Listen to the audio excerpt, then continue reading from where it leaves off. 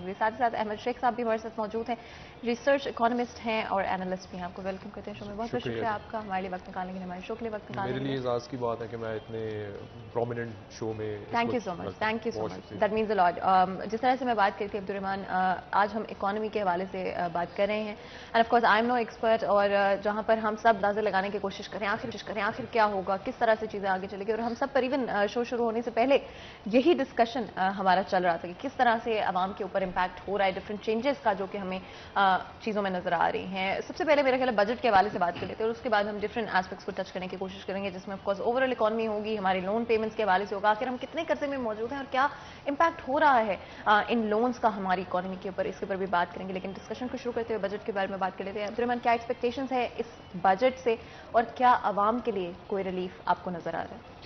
Thank you Fatima. देखिए, अवाम के लिए रिलीफ की जो बात है, अब तो वो समझ लें कि जो है वो out out of of the syllabus हो क्वेश्चन चुकी है। वो अमकान नहीं है, क्योंकि अभी मज़ीद महंगाई का अमकान है, क्योंकि जो IMF की डिमांड है वो सबके सामने है कि वो चाह रहे हैं कि जो पेट्रोलियम प्रोडक्ट्स की कीमतें कम से कम वो हों जिनके ज़रिए जो हम परचेज़ कर रहे हैं और थोड़ा बहुत ऊपर प्रॉफिट भी हो, यानी कि वो 280 के करीब हों, तो वो हुकूमत को फ़ायदा दे सकती हैं। देखिए, पाकिस्तान की ये तारीख रही है कि हमेशा जो पेट्रोलियम मसनूआत है उनसे पैसा कमाया गया है, लेकिन ये पहली बार हुआ है कि इतना बड़ा रिलीफ देना, और फिर इस रिलीफ के चक्कर में जो है वो IMF के साथ आपका मुआहदा जो है वो ख़त्म होने के करीब चला गया। और फिर जो दोस्त ममालिक थे उन्होंने भी ये शर्तें रखी हुई थी कि जब तक IMF के साथ आपकी डील मौजूद है, हमारे जो डॉलर इधर पड़े हुए हैं, बारो किए हुए हैं, वो उधर मौजूद रहेंगे, अदरवाइज़ वो भी वापस ले लिए जाएंगे।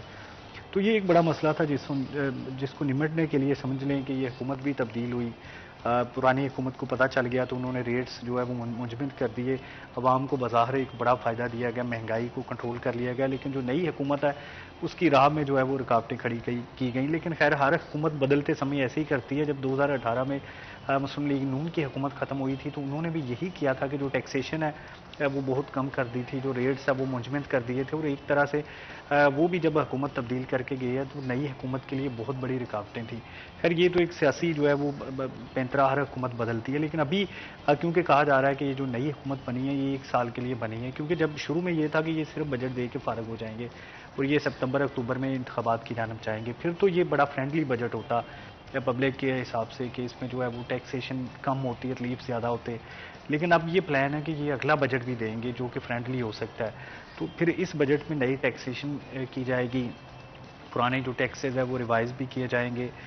फिर इस हिसाब से, क्योंकि हमारा जो हर बजट है वो खसारे का बजट होता है कि इसमें हमने पैसे बारो करने होते हैं, इसमें हमने अमदाद मुख्तलिफ लेनी होती है, फिर इसमें हमने जो ओवरसीज़ पाकिस्तानियों के पैसे हैं वो भी मिलाने होते हैं। तो फिर इस तरह से करवा के हम टोटली जो है वो 20 से 30 अरब डॉलर का जो खसारा है उसमें बजट बनाया जाता है। लेकिन इस बार जो है वो तवक्कुआत से ज़्यादा कोई 50 अरब डॉलर के करीब करीब खसारा जो है वो एनुअल चला गया, जिसकी वजह से ये सारे प्रॉब्लम्स हुए, हुकूमत तब्दील हुई, इतना मामला बना, इतनी महंगाई हुई। तो इस बजट को मजमूई तौर पर समझने के लिए अगर हम ये मौजूदा हुकूमत के कुछ इकदाम देखें, जिसमें इन्होंने पेट्रोलियम प्रोडक्ट्स पे जो है वो कीमतें पूरी की, जिस तरह से इन्होंने इंपोर्ट बिल को कम करने के लिए लग्जरी आइटम्स पर टैक्स बढ़ाया और उन पर पाबंदी लगाई, तो ये कोशिश करेंगे कि ये ज़्यादा बजट खसारा जो है वो अगले बरस ना हो सके।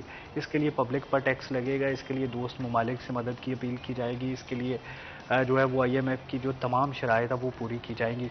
महंगाई आएगी, देखिए जब इमरान खान गए हैं तो कोई 12% पर थी महंगाई की शरह, अभी जो है वो 16% पर पहुंचने वाली है, तो ये मज़ीद जो है वो बढ़ेगी। तो ये समझ लें कि ये कोई इतना अच्छा बजट पब्लिक के लिए जो है वो फ्रेंडली बजट नहीं होगा। एंड बहुत सारी कन्फ्यूजन्स हैं और मिसकंसेप्शंस भी हैं इकोनॉमी को लेकर इस वक्त। इससे पहले कि हम किसी स्पेसिफिक सब्जेक्ट के ऊपर जाएं, चाहे वो बजट के हवाले से हो, महंगाई के हवाले से हो, ओवरऑल आपका क्या एनालिसिस है इस पॉइंट इन टाइम में पाकिस्तान की इकोनॉमी को देखते हुए? एक्चुअली प्रॉब्लम पता क्या है, पाकिस्तान की प्रॉब्लम ये है कि ये इंपोर्ट ओरिएंटेड कंट्री है। हम सारा कुछ, हमारी जितनी इंडस्ट्रीज चल रही है ना उसका 80% रॉ मटेरियल हम इंपोर्ट कर रहे हैं। तो असल प्रॉब्लम ये है कि हमारी जितनी भी गुज़श्ता गवर्नमेंट्स गई हैं उन्होंने इसको long term point of view से इसको रिजॉल्व करने की कोशिश नहीं की। पूरी दुनिया एक्सपोर्ट कर रही है, एक्सपोर्ट बढ़ा रही है, एक्सपोर्ट में बायोटेक्नोलॉजी है, उसमें आपके आर्म्स एम्यूनेशन है, उसमें आपकी आईटी एक्सपोर्ट्स बहुत बूम कर रही है पूरी दुनिया में। उसके अलावा इंजीनियरिंग प्रोडक्ट्स हैं। पाकिस्तान एक्सपोर्ट क्या करता है, ले दे के टेक्सटाइल, तो टेक्सटाइल एक्सपोर्ट पूरे साल की जो एक्सपोर्ट होती है उसके बदले में 2 प्रोडक्ट्स हमारी इंपोर्ट होती हैं, एक पेट्रोलियम प्रोडक्ट्स और एग्रीकल्चरल प्रोडक्ट्स, वो सारा का सारा एक्सपोर्ट को नलीफाई कर देती हैं। उसके बाद जो कुछ इंपोर्ट होता है वो सारा का सारा हमारा ट्रेड डेफिसिट में जाता है। अब मेन इशू ये है।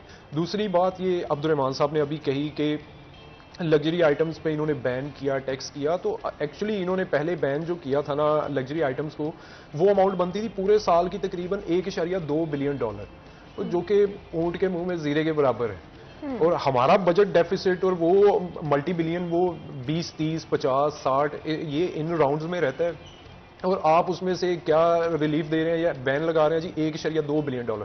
उसमें भी बाद में शहबाज शरीफ साहब ने 2-3 SROs निकाले और 3 से 4 मेजर प्रोडक्ट्स थी, उनका बैन खत्म किया, तो वो रह गया $800 मिलियन का बैन। तो उससे आप मुझे बताएं कि उससे आप कितना कवर कर लेंगे। तो ये एक तो ये प्रॉब्लम है। दूसरी प्रॉब्लम है कि पेट्रोलियम प्रोडक्ट्स पे, जैसे ये अब्दुर्रहमान साहब कह रहे हैं कि जी उस पे पेट्रोलियम प्रोडक्ट्स पे रेट वगैरह ये बढ़ा के तो कर रहे हैं। एक्चुअली अभी ये बहुत डिबेट में है ये सवाल कि जी रशिया से क्यों नहीं लेते। ये पिछले दिनों में मुसद्दक मलिक साहब की वो सुन रहा था, देख रहा था कि वो प्रेस कॉन्फ्रेंस में उन्होंने कहा जी कि रशिया के साथ कोई एग्रीमेंट ही नहीं है। तो बात यह है कि रशिया ने ओवरऑल पहले प्राइम मिनिस्टर ऑफ पाकिस्तान के जो एक्स प्राइम मिनिस्टर है इमरान खान, उनके मुताबिक उनको ऑफर किया था, लेकिन एक्चुअली बाद में उन्होंने जनरली ऑफर कर दिया सारी दुनिया को, क्योंकि यूरोपीय यूनियन उस पर बैन लगा रही है। तो उन्होंने कहा जी हम $5 फी टन एक्सपोर्ट रिबेट और ड्यूटीज वो खत्म कर देंगे जो हमसे पेट्रोलियम प्रोडक्ट्स खरीदेगा।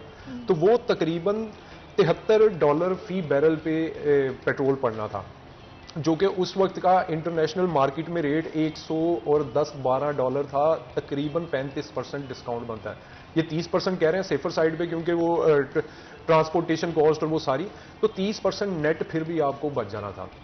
दूसरा, इस पे कुछ लोगों ने जी इतराज उठाने शुरू किए पॉलिटिकल के, जी नहीं वो जी रशियन जो इंपोर्ट किया जाता है ना ऑयल, वो उसकी क्वालिटी ऐसी है कि हमारी यहाँ पे रिफाइनरीज उसको रिफाइन नहीं कर सकती।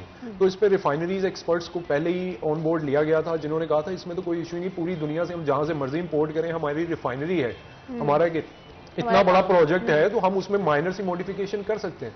तो ये चीज है कि जब तक हम अपने पॉइंट से नहीं देखते, इंडिया ने सिर्फ 1% इंपोर्ट करते थे रशिया से पहले अपनी टोटल डिमांड का। इस बार उन्होंने ये 30% डिस्काउंट लेने के लिए 25% टोटल इंपोर्ट जो प्रोडक्ट की है पेट्रोलियम, वो 25% रशिया से लिया है।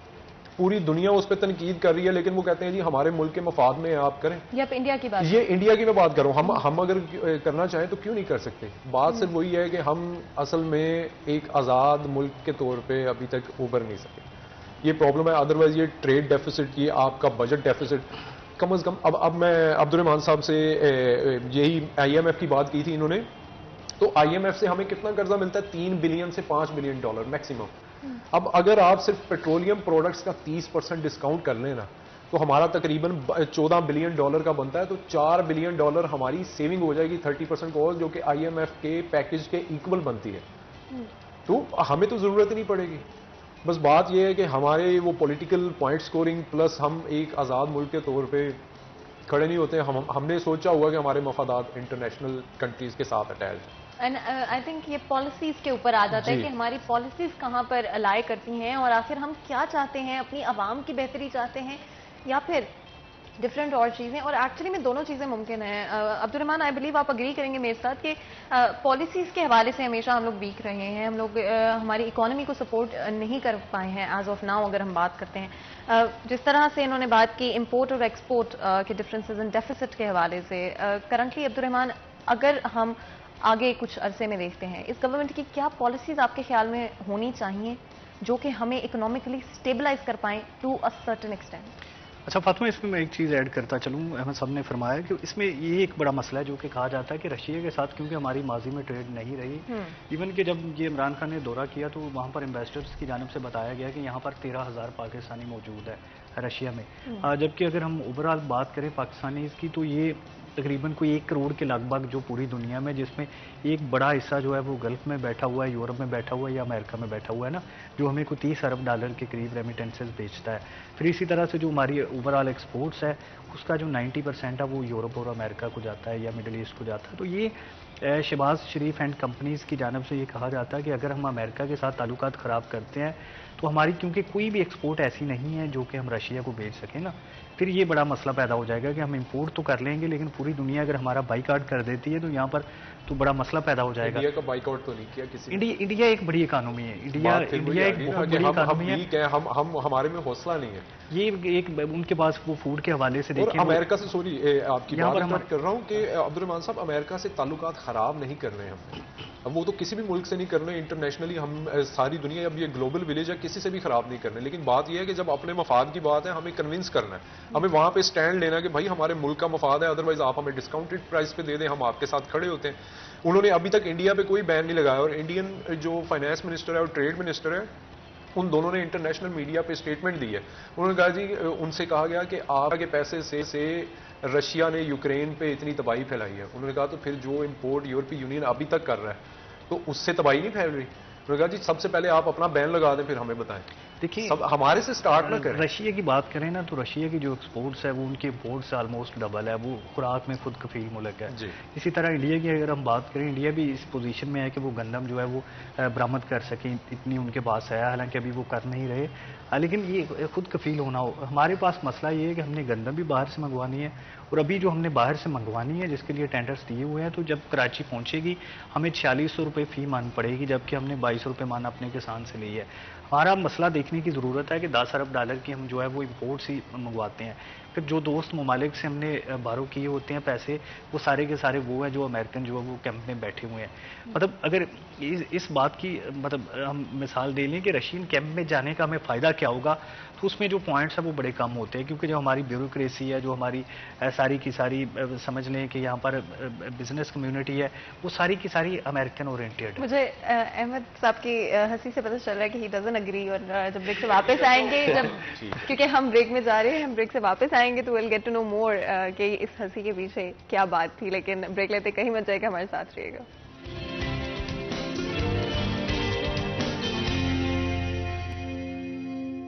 Welcome back. सिरिया चैनल में एक दफ़ा फिर आपको खुशामदीद कहते हैं। ब्रेक में जाने से पहले आज हम पाकिस्तान की इकोनॉमी के हवाले से बात कर रहे हैं, बजट के हवाले से डिस्कशन हुआ ब्रीफली, और उसके बाद करंटली हमारी इकोनॉमी कहाँ पर स्टैंड करती है, जहाँ पर इन्फ्लेशन रेट्स बढ़ते जा रहे हैं, आवाम के ऊपर प्रेशर, दबाव, और ज़िंदगी की जो नेसेसिटीज़ होती हैं, डे टू डे नेसेसिटीज़ खरीदना तक मुश्किल होती जा रही हैं। वहाँ पर कितना ज़रूरी है गवर्नमेंट की पॉलिसीज़ में सही तरह से उनको एक्ट करना, अवाम को साथ लेकर चलना, स्टेक होल्डर्स को साथ लेकर चलना। अगर हम गवर्नमेंट की बात करते हैं, हमेशा गवर्नमेंट बहुत ज़रूरी होती है, सही रिप्रेजेंटेशन बहुत ज़रूरी होती है, अवाम के मसाइल को समझना, ग्रास रूट लेवल पर उनको सॉल्व करना बहुत ज़रूरी होता है। अगर हम पिछली कुछ गवर्नमेंट्स की बात करते हैं तो किस तरह की परफॉर्मेंस रही है स्पेसिफिकली इकोनॉमी को लेकर, कहां पर हमारी पॉलिसीज बेहतर हो सकती थी और कहां पर हमारी पॉलिसीज बेहतर थी, कहां पर चीजें आगे जाते हुए हमें नजर आती हैं, इस पर बात करते हैं। अहमद साहब, ब्रेक में भी हमारा यही डिस्कशन चल रहा था, बिकॉज इकोनॉमी एक ऐसी चीज है, चाहे वो पेट्रोल प्राइसेस हो, इलेक्ट्रिसिटी प्राइस, तो आपको, मुझे, हम सबको इम्पैक्ट करती हैं। तो ये एक ऐसा डिस्कशन हो गया इनफैक्ट जो कि अगर आप किसी दोस्तों के साथ बैठे हैं, फैमिली के साथ बैठे हैं, या फिर आप अपने ऑफिस में बैठे हैं, अगर आप कहीं पर खाना खाने चले गए, ऐसा डिस्कशन है कि कहीं पर भी ये डिस्कशन ना हो रहा, ये मुमकिन नहीं है। स्पेशली आज या इस हफ्ते की अगर हम बात करते हैं, हर जगह पर यही बात नजर आ रही है, हर जगह पर यही डिस्कशन नजर आ रहा है। इनफैक्ट अगर आप सुपरमार्केट चले जाएंगे तो आपके पीछे जो लोग खड़े हैं लाइन में, वो भी यही बात करते हुए नजर आएंगे। अहमद साहब, 3 गवर्नमेंट्स अगर जो हमारी पिछली रही हैं उनकी हम बात करते हैं, कौन सी सबसे बेहतर रही परफॉर्मेंस में इकोनॉमी को लेकर? एक्चुअली ना, इकोनॉमी से रिलेटेड डिस्कशंस तो हर जगह हो रही है, लेकिन प्रॉब्लम ये है कि उसमें फैक्ट्स एंड फिगर्स के साथ कोई भी डिस्कस नहीं कर रहा। तो फैक्ट्स एंड फिगर्स ये हैं कि 4 से 5 पैरामीटर्स होते हैं जिनको कंपैरिजन करके मैं अभी आपको बताऊंगा पीपल्स पार्टी के टेन्योर में कितने थे, पीएमएलएन और पीटीआई के टेन्योर में। वो 4-5 फैक्टर्स में एक तो ये है current account deficit, imports, exports, उसके बाद एम्प्लॉयमेंट अपॉर्चुनिटीज, इन्फ्लेशन और कर्जों की सूरत हाल। ये 5 से 6 फैक्टर्स हैं। इन सबको जब तक आप कंपैरिजन नहीं करते, सिर्फ एक पॉइंट को लेके या अपने फेवर में जो चीज चल रही है उसको लेके डिबेट करेंगे, उसका कोई फायदा नहीं ना, उसका कोई रिजल्ट निकलता। तो एक्चुअली मेन पॉइंट ये है कि सबसे पहले जो करंट अकाउंट डेफिसिट है वो इस पे पीएमएलएन जब से आई है वो कहती है जी तारीख के सबसे बड़े खसारे से हम गुजर रहे हैं। तो बात यह है कि पीपल्स पार्टी की जब हुकूमत खत्म हुई थी वो $2.5 अरब का जारी खसारा छोड़ कर गए थे। पीएमएलएन टेन्योर में 5 साल में वो 17 अरब डॉलर बढ़ा और 19.5 अरब डॉलर का वो छोड़ के गए थे, जो कि अभी तक का तारीख का सबसे बड़ा खसारा है। और पीटीआई गवर्नमेंट में ये जो अभी चौथे साल का प्रोजेक्ट किया गया है, ये 17 अरब डॉलर है, जो कि पीएमएलएन टेन्योर से 11-12% कम है। तो एक तो ये फैक्टर तो बिल्कुल ही खत्म हो जाता है इस पे। और अगर जारी खसारे के हिसाब से देखें तो पीटीआई टेन्योर, अगर मैं एक दफा रिपीट कर दूं, पीएमएलएन जब गवर्नमेंट खत्म हुई 2018 में, करंट अकाउंट डेफिसिट उस वक्त सबसे ज्यादा था जी, 19.5 अरब डॉलर था। और अब इस साल का जो क्लोज होना है वो 17 अरब डॉलर है। अब मैं अब्दुर्रहमान साहब के प्रोग्राम में, वो लास्ट रिपोर्टर डायरी में बैठा हुआ था, तो उस वक्त इनको मैंने बताया कि उस वक्त की जो आलमी कीमतें थी, जैसे पेट्रोल की कीमत है, आपके पाम ऑयल की है, कोल की है, दूसरी प्रोडक्ट्स की है, तो वो कीमतें अगर आज के रेट के हिसाब से उस वक्त लगाई जाती तो उस वक्त कम से कम 38 से 50 अरब डॉलर का खसारा होना था आज के दौर के हिसाब से। क्योंकि उस वक्त इनको फेवर मिली थी, जो क्रूड ऑयल था वो सिर्फ 63 डॉलर पे था, आज 120 डॉलर पे है। उस वक्त पाम ऑयल इनको मिला था 850-750 डॉलर पे, और आज वो 1650 डॉलर पे है, यानी कि ऑलमोस्ट डबल जी। और जो कोल था वो 4 गुना ज्यादा। हम बिजली कोल से पैदा करते हैं, हमारी टेक्सटाइल इंडस्ट्री के लिए कोल बहुत इंपॉर्टेंट है, वो बहुत ज्यादा हमारी इंपोर्ट है उसकी। तो इस हिसाब से अगर देखें तो उस वक्त के हिसाब से ये पीटीआई गवर्नमेंट ने बहुत अच्छा मैनेज किया। ये करंट अकाउंट खसारे के हिसाब से अगर हम बात करें ना, करंट अकाउंट डेफिसिट। दूसरा पैरामीटर है जी एक्सपोर्ट्स का। एक्सपोर्ट पीपल्स पार्टी छोड़ के गई थी 24.7 बिलियन डॉलर पे, और वो पीएमएलएन ने 5 साल के बाद कितना बढ़ाया, सिर्फ 0.2 बिलियन, जो कि 1% बनता है बमुश्किल। 5 साल में सिर्फ 1% एक्सपोर्ट बढ़ी, और वो 24.80 बिलियन डॉलर पे छोड़ के गए। अब पीटीआई टेन्योर में 33 बिलियन डॉलर है ये, और वो 35 से 36% के करीब ग्रोथ बनती है एक्सपोर्ट की। तो एक्सपोर्ट के पैरामीटर बताते हैं कि पीटीआई टेन्योर इन तमाम हुकूमतों से एक्सपोर्ट के पॉइंट से भी बेहतर था। तीसरा पैरामीटर है इंपोर्ट्स का। इंपोर्ट जब पीपल्स पार्टी गवर्नमेंट खत्म हुई थी, वो 46 से 48 बिलियन डॉलर की इंपोर्ट करते थे। पीएमएलएन टेन्योर जब खत्म हुआ, इन्होंने 68 बिलियन डॉलर पे इंपोर्ट्स ले गए। हालांकि उस वक्त प्राइसेस आज के टेन्योर से, मैंने आपको अभी ये 3-4 मेजर चीजें बता दी हैं, हाफ से भी कम थी। तो इन्होंने 68 बिलियन डॉलर पे इंपोर्ट्स कर दी, जबकि ये जो साल 2022 का है, प्राइसेस डबल ट्रिपल हो चुकी हैं। इसके बावजूद पीटीआई टेन्योर कितने पे छोड़ के जा रहा है, 73 बिलियन डॉलर से 74 बिलियन डॉलर। पहले 84 बिलियन डॉलर का प्रोजेक्टेड था, लेकिन बाद में इन्होंने आखिरी ये जो अपनी गवर्नमेंट के आखिरी 3 महीने थे ना, उसमें इन्होंने मजीद कंट्रोल किया, तो 73 बिलियन डॉलर पे इनकी प्रोजेक्शन थी, जो सिर्फ और सिर्फ 8-10% बनता है बमुश्किल। तो इंपोर्ट्स के पॉइंट से भी पीटीआई टेन्योर इन सबसे बेहतरीन टेन्योर रहा। इसके बाद हम बात करते हैं एम्प्लॉयमेंट की। एम्प्लॉयमेंट जो एक लेबर फोर्स का ना डाटा आता है हर साल, वो 5 साल गवर्नमेंट में जो पीपल्स पार्टी गवर्नमेंट थी, उसमें तकरीबन 12 लाख से 13 लाख जो है ना एवरेज एम्प्लॉयमेंट क्रिएट होती थी।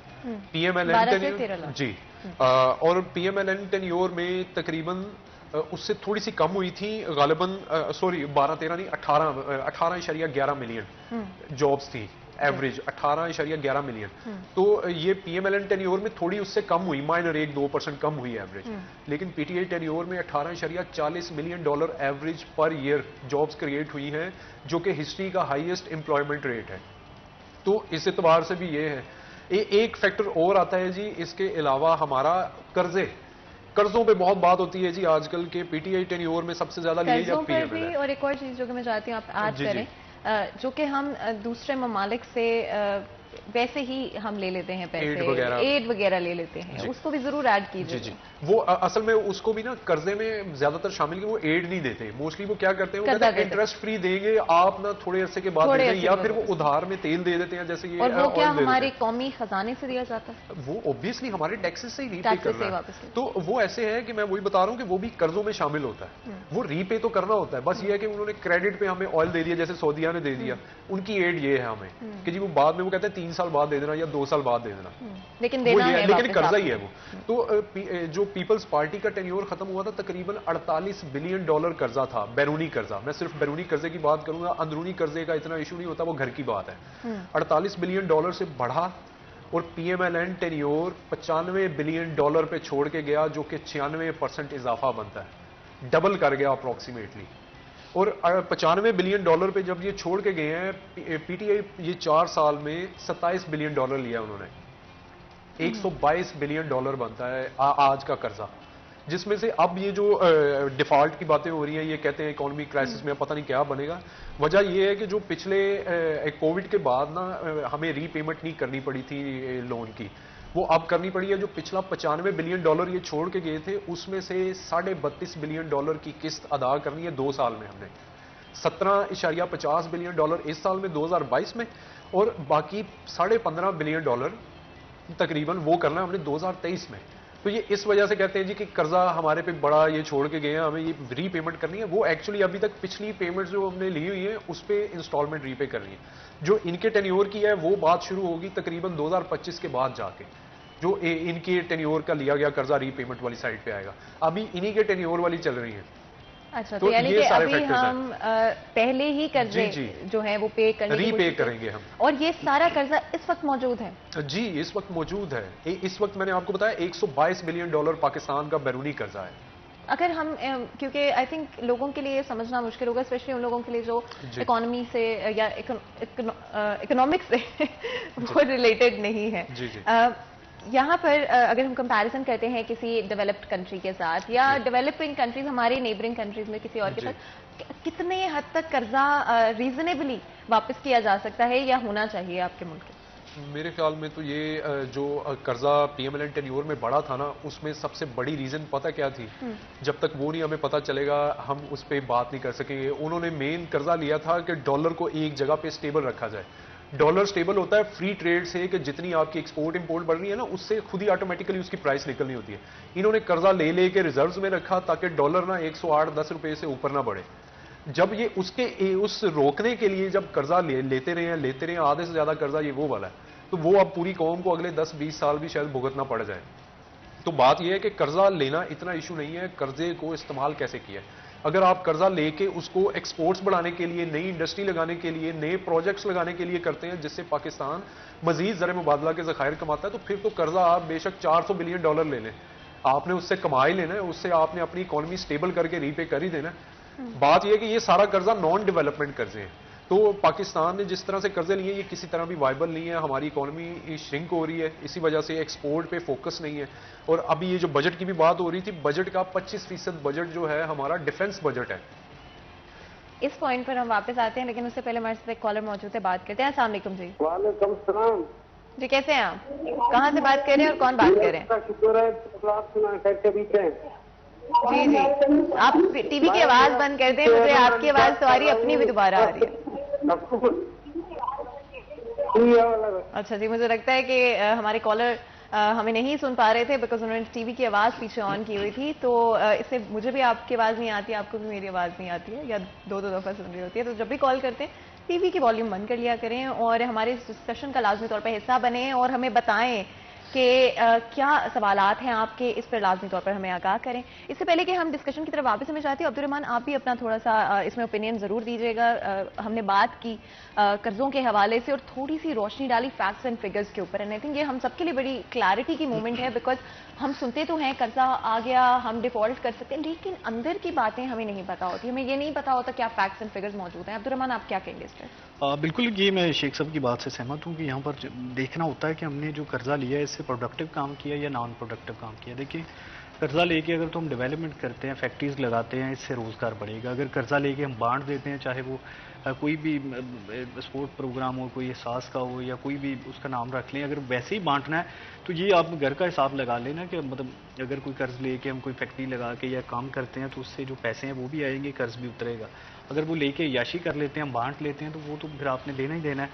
अब मसला ये है कि हमारे ये जो IMF बेहतर जो है वो लोन देता है, वो थोड़े इंटरेस्ट रेट पे देता है, लेकिन साथ में उन्होंने पूरा एक आपको स्ट्रक्चरल प्लान देना होता है कि आपने कर्ज वापस कैसे करना है। यहाँ से आके जो हुकूमतें उनके खिलाफ होती हैं, यहाँ से आके अवाम में उनका जो इमेज नेगेटिव होता है।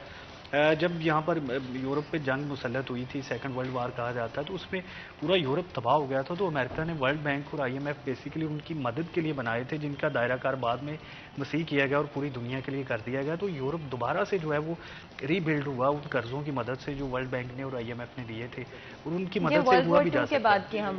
जी जी, तो ये पूरा यूरोप तबाह हो चुका था जब हिटलर की जंग हुई है। तो ये मतलब अमेरिका और रूस ही बचे थे बस, बल्कि रूस का भी कबाड़ा हो गया था। लेकिन इतना इंटरेस्टिंग इंटरेस्टिंग डिस्कशन है कि मुझे ब्रेक लेने का कहा जा रहा है, लेकिन मैं ब्रेक लेना नहीं चाह रही हूँ, लेकिन लेनी तो पड़ेगी। तो छोटा सा ब्रेक लेते हैं, कहीं मत जाएगा, हमारे साथ रहेगा।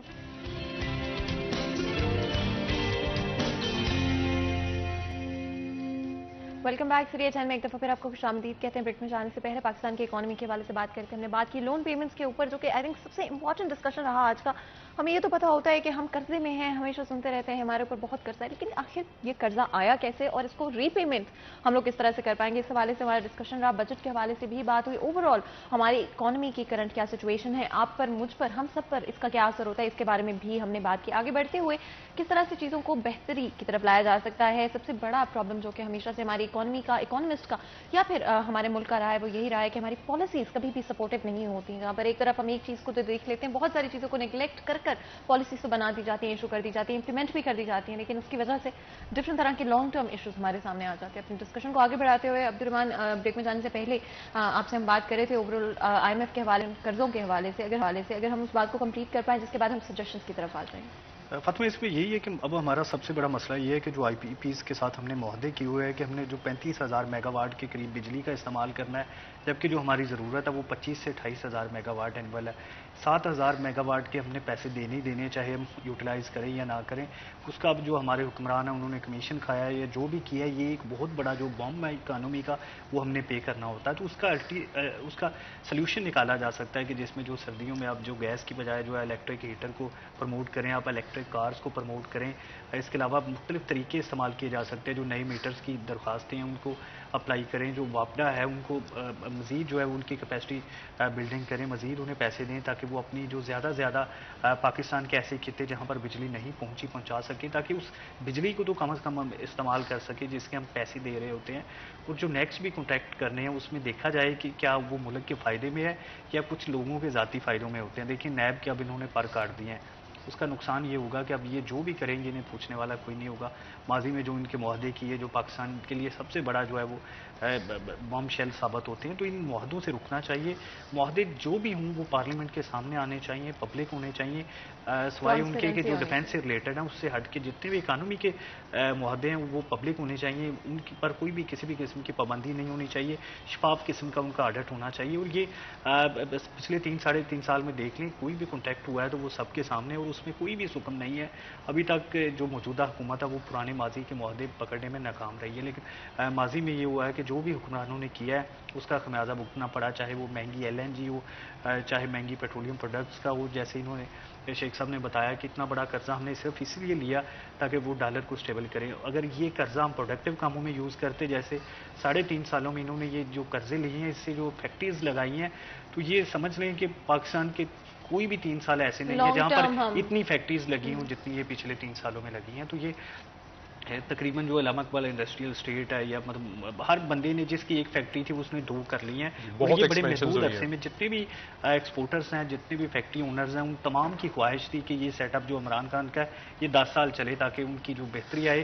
और ये लॉन्ग टर्म प्रोजेक्ट होते हैं कि जिसमें एक फैक्ट्री जो है वो कई हज़ार लोगों को रोज़गार देती है। और फैसलाबाद में ये पोजीशन थी कि यहाँ पर स्किल्ड लेबर जो है वो गायब हो चुकी थी, और अब दोबारा वही पोजीशन आ गई है कि अब वो तमाम जो फैक्ट्रियाँ बंद। Actually large scale manufacturing industry एक पैरामीटर होता है कि इंडस्ट्री किसके टेन्योर में सबसे ज्यादा ग्रो करी है। तो वो इस साल का ये जो मार्च का डाटा आया है, 26.5% इंक्रीज हुआ है पिछले साल से, जो कि हिस्ट्री का हाईएस्ट पॉइंट है आपकी लार्ज स्केल मैन्युफैक्चरिंग इंडस्ट्री।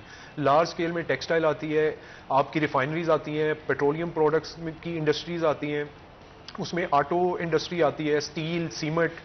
ये जो मेन इंडस्ट्रीज हैं जो पूरे पाकिस्तान की बैकबोन है, उनकी ग्रोथ का ये रेट था, जिसकी वजह यह है कि इन्होंने पिछले 3 साल में बहुत ज़्यादा एक्सपेंशंस किए। और दूसरा ये जो अभी अब्दुर्रहमान साहब ने कहा कि सजेशंस में इन्होंने कहा जी कि वापडा को ये करना चाहिए, ये सारे सजेशंस इनके बिल्कुल अच्छे हैं, लेकिन मैं इसमें ऐड ये करना चाहूँगा कि हमारे जो बिजली के मुआहदे होते हैं वो सारी इंपोर्ट होता है फर्नेस ऑयल, उसकी वजह से, जिसकी वजह से ये बिजली घर चलते हैं, कोयले से चलते हैं, RLNG से चलते हैं। तो मेरा सजेशन ये है कि हम इन पे डिपेंडेंसी खत्म करें। जितनी इंडस्ट्रीज है ना, एक लिमिट रखें कि इससे ज्यादा जिसका बिल आता है मंथली या यूनिट्स कंज्यूम होते हैं, उनको कम से कम अपनी टोटल कैपेसिटी का 40% सोलर पैनल के जरिए कवर करना चाहिए, ताकि हमारी इंपोर्ट कम हो। सोलर पैनल से हमारी एक इसमें इंप्रूवमेंट आएगी।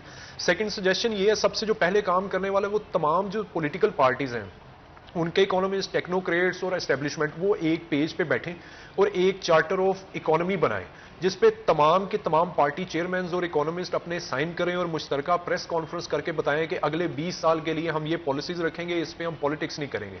जब तक ये अगले 20 से 30 साल का प्लान नहीं बनेगा ये नहीं होगा। या हर 3-4 साल के बाद तो गवर्नमेंट चेंज हो जाती है, प्राइम मिनिस्टर चेंज हो जाता है, कॉन्टिन्यूटी नहीं होगी तो लॉन्ग टर्म प्लान्स नहीं होंगे। एक ये सजेशन है। दूसरा ये इलेक्ट्रिक व्हीकल्स के लिए ये गवर्नमेंट पहले भी सब्सिडी दे रही है, अभी भी इस बजट में भी एक्सपेक्टेड है कि देंगे, लेकिन मैं कहता हूं कि इसके लिए बेशक कर्जे दें कि इलेक्ट्रिक व्हीकल्स ज्यादा हो, ये जो दूसरे व्हीकल्स हैं हमारी पेट्रोल की कंजम्पशन कम हो। तीसरा सजेशन ये है कि पेट्रोलियम प्रोडक्ट्स हमारी पाकिस्तान की सबसे बड़ी इंपोर्ट यही है, 14 से 15 बिलियन डॉलर के करीब पहुंच रही है सालाना। तो हमें चाहिए कि ये वीक में 5 दिन हम वर्किंग डेज करें, बाकी 2 दिन ऑफ करें, और जो 2 दिन ऑफ है उस पर बैन लगाएं कि किसी किस्म की हमारी जो है ना सैरो तफरी वो नहीं हम करेंगे।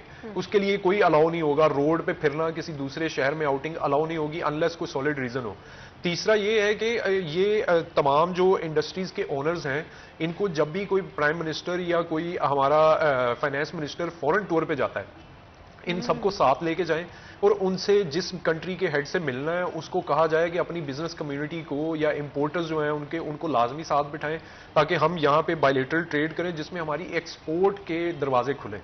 और चौथा ये है कि हमारा फोकस टेक्सटाइल से अब स्विच करके इंजीनियरिंग प्रोडक्ट्स पे होना चाहिए। हमारे जो असला है पाकिस्तान ने, ये डिफेंस ने, हमारी आर्मी ने काफ़ी सारे एक्सपोर्ट किए हैं। मेरे ख्याल में अब उस पर इनका फोकस मजीद ब्रॉड होना चाहिए कि हम उसकी, अमेरिका का सबसे ज़्यादा रेवेन्यू असला एक्सपोर्ट से होता है, रशिया का पेट्रोलियम प्रोडक्ट से होता है।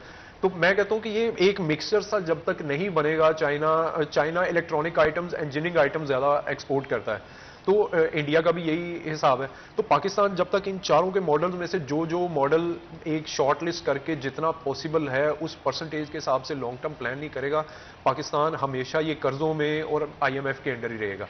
अब जो अगला बजट आ रहा है उसमें टैक्सेस की भरमार होने वाली है, इवन जो सैलरीड सही आपको लगता है ये स्टेप है? एक्चुअली मजबूरी है। सही ये ना कड़वा घूंट है, इसमें सही गलत वाली बात नहीं है, इसमें मजबूरी है। आपके हाथ बंधे हुए हैं, आपकी इकोनॉमी आपके कंट्रोल में। आपसे एक बड़ा इंपॉर्टेंट सवाल, बिकॉज वक्त हमारे पास खत्म होने वाला है, क्या हम डिफॉल्ट कर सकते हैं आपके? नहीं, इंशाल्लाह डिफॉल्ट नहीं करेंगे हम, और इसके लिए ये है कि बातचीत चल रही है, IMF भी हमें कर्जा दे देगा इस बार, क्योंकि ये जो हमने पेट्रोलियम प्रोडक्ट्स की प्राइसेस बढ़ा दी है, प्लस चाइना के साथ बात चल रही है, 3 बिलियन डॉलर की गैस हमें क्रेडिट पे मिलेगी, UAE के साथ बात चल रही है हमारी, और सऊदीया के साथ उधार पे वो हमें तेल देंगे। जब ये 4-5 चीजें आ जाएंगी उसके बाद फिर इंशाल्लाह काफी हद तक कवर हो जाएगा। लेकिन ये शॉर्ट टर्म चीजें हैं, लॉन्ग टर्म मैंने आपको बता दिया है कि हमें एक्सपोर्ट ओरिएंटेड इंडस्ट्री कैसे बनना है, और उसमें मैंने ये 4-5 एरियाज सबसे बड़ा इंपॉर्टेंट पॉइंट ये, आई थिंक आज का डिस्कशन आप सबके लिए और मेरे लिए बड़ा आई ओपनिंग रहा होगा, बिकॉज बातें तो हम सुनते हैं लेकिन inside the story grass root level पे क्या हो रहा है हमें नहीं पता होता। बहुत बहुत शुक्रिया आप दोनों का, बहुत सारी चीजों को डिस्कस करने के लिए और बड़े इंपॉर्टेंट पॉइंट्स को डिस्कस करने के लिए फिर आपको शुक्रिया अदा करते हैं। यहाँ